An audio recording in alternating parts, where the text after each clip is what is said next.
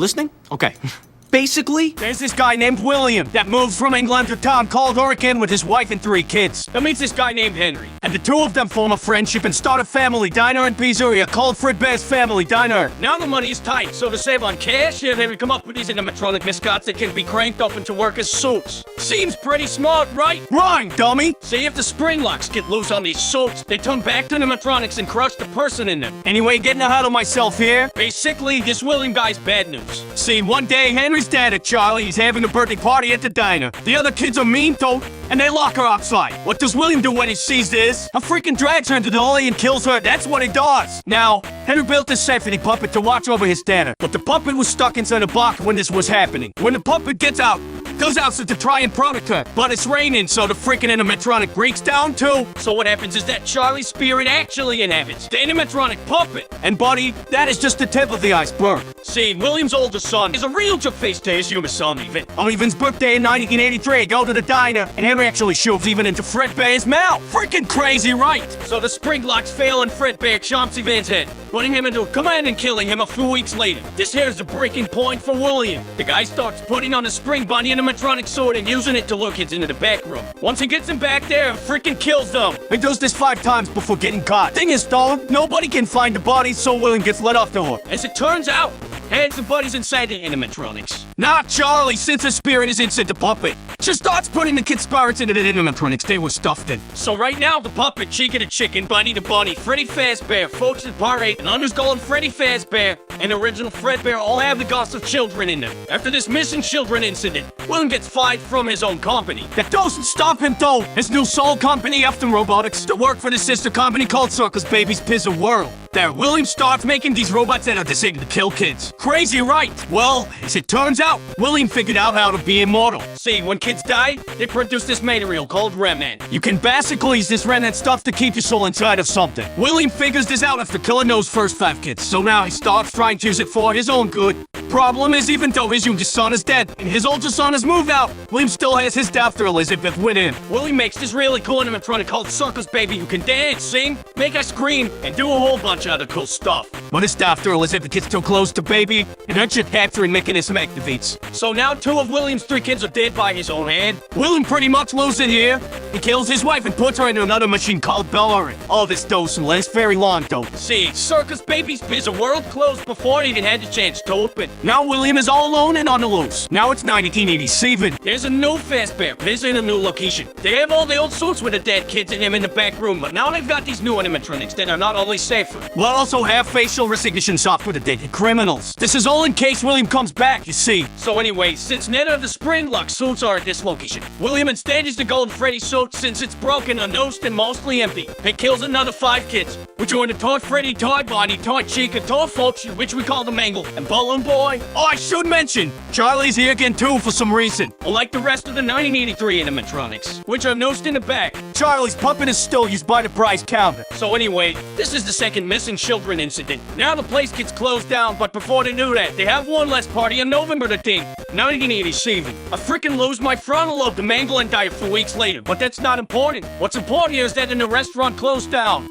So now it's sometime after 1987. William somehow gets a message out to his son Mitchell that his sister and mom are trapped inside some animatronics that now closed down Circus Baby's Pizza World, and that he needs to set them free, since the whole building is automated. They think that he's an employee. So Mitchell works at the building for a week while the building is attempting to rip another. He gets tricked by the animatronics and are getting scooped. See, what happens is that, during the week, all the robots in the facility tear themselves apart and reform themselves into a dead mass called Inner. And it brings Mitchell to the scope where he gets injected with remnant. Then his organs get scoped out and introduce him as a skin suit to escape the facility. After the robots escape and Mitchell is reanimated as a walking corpse, he goes to find his father and then all the suffering. The first place he tries is the new Freddy Fazbear Pizza that opens in 1993. This reopening is the original location of Fredbear's Family Diner, and brings the original cast of Freddy, Fox, Chica, and Bonnie.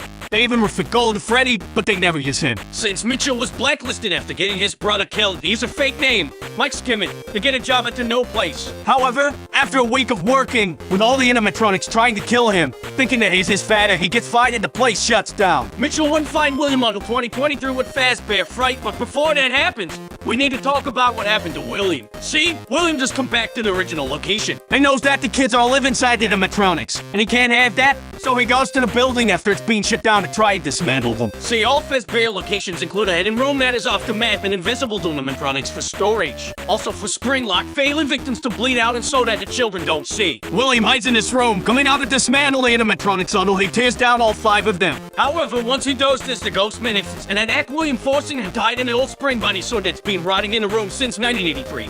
And puts it on and lets it down, but the spring locks fail and he gets crushed. Since William has been injecting himself with Remand for years, and come back to life after getting crushed inside his sword, doesn't have any will of his own, being locked in the room on the 2023. In 2023, an amusement park opens up a scary attraction called Fazbear Fright, which was a bunch of old Fazbear artifacts from the old locations. As a horror attraction, they find this old spring bunny sword in a hidden room and transport him to Fazbear Fright, where Michael is working. This is the moment he's been waiting for. After a week of working at the location, Michael used the folder wearing in the building as an excuse to set fire to it, killing William once and for all and freeing the remaining trapped souls, who have also been haunting Michael for the week he was working there, or so he thought. As it turns out, William survives the fire, rebuilds the parts of him that were destroyed with the leftover parts in the building, and escapes to kill some more. Now we have the puppet, and William all off on their own in the whip. Ennard gets tired of Elizabeth controlling him, so they kick Elizabeth out.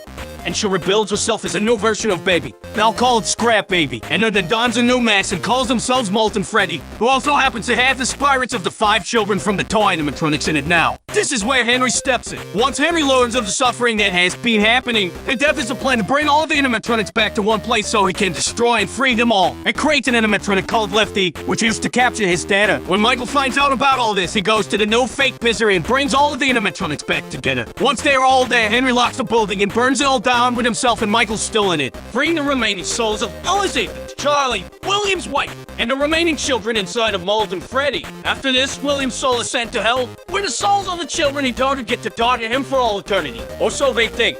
See, sometime before being killed, William used his genius to scratch his own memories and consciousness in the binary code of some other components of the animatronics. The problem with Henry's plan was that Fazbear Entertainment was all in his own hands, and was actually still running as its own company at this point. See, sometime during the events of the games, an Universe game developer was hired by Fazbear Entertainment to make their video games as a way of making a real story seem like fiction. After that, they then hired a different company called Silver Parasol to create the Freddy Fazbear Virtual Experience to make it seem as if the previous games were wrong and to double discredit the real stories of the children getting killed. The problem, though, is that Fazbear Entertainment promised Silver Parasol with some computer chips to scan in order to make the animatronics more realistic. When they do this, William's consciousness code is brought in the game, basically bringing him back to life in the video game. During development, this robot William, called Glitchtrap, programs itself to be able to take over Testra's body, essentially bringing William Afton back to life. William is first able to control a developer named Jeremy, but he decides that Jeremy isn't a good candidate, so he controls Jeremy and makes him kill himself using a goggle paper slicer. Glitchtrap tries to control the unnamed player of the game, but the player manages to defeat him and lock him away. However, before this happens, Glitchtrap finds a host named Vanessa and decides to use her. After the Freddy Fazbear Virtual Experience, as well as an added Halloween Dulk,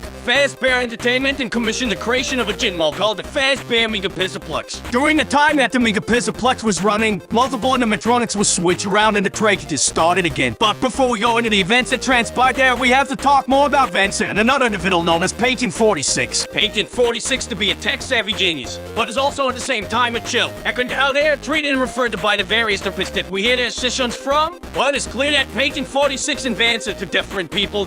It is unknown for certain who Patient 46 is. What is known is that Patient 46 spends a lot of time at the Pixelplex before the events of Security Breach and helps reprogram the system, and believing that they are working with Vanny. Vance's alter go while under the control of William. What else is known is that Patient 46 lied about whatever happened to their family. The 6-in tape reveals that they actually had a great children. Vance is known also to have had a terrible father named Bill according to tape 3. Apparently Vance's dad forced her to lie during a custody hearing between him and her mother, leading to her mother doing something afterwards, likely committing suicide.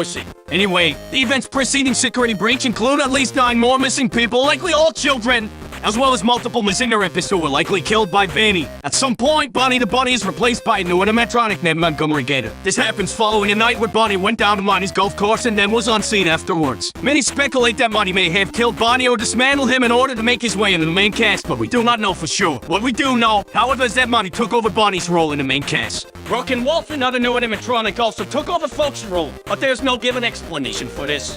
One night, After most of the animatronics have been reprogrammed, Glamrock Freddy, the newest version of Freddy Fazbear, malfunctions and shuts down on stage. When he wakes up, he learns that he was put in low power mode, likely freeing him from the reprogramming that Bait 46 did to everyone else. Also, when he wakes up, a boy named Gregory reveals to have been hidden inside of his chest cavity. Gregory is a homeless orphan of unknown relation to anyone else during the infant's security breach. Some have speculated that Bait 46 is Gregory, but there seemed to be little difference between the two characters that conflict. Others believe that Gregory is an animatronic himself, as his hair and eyes are noticeably different to Vince. And the book Tales from the Pizzaplex includes an animatronic that looks like a Home Children and is about the same size as Gregory. What more, Gregory's vision seems to distort at times. His eyes are cameras that are receiving interference. However, none of this is known for sure. Gregory and Glamrock Freddy find that the Mega Pizzaplex is built on top of the fake restaurant that was used to lure William Afton in years prior. And using Vance's body, locate William Afton's corpse and reanimate him inside of a electric station stolen from the Pizzaplex. William Afton plans to control all of the animatronics in the Pizzaplex remotely and begin to kill children again. But Gregory and Freddy stop him. The last we see of William Afton is him being grabbed by the spirits of the recently killed 9 people inside of a large machine known as the Blob. The game canonically ends with Gregory and Freddy escaping the Pizzaplex and relaxing on a hell. It is likely that with the destruction of the Pizzaplex, Vance is freed from Vanny, but we do not know for sure. And this is where our story ends for now. Eventually there will be more Dolken updates for Security Breach, but until that happens,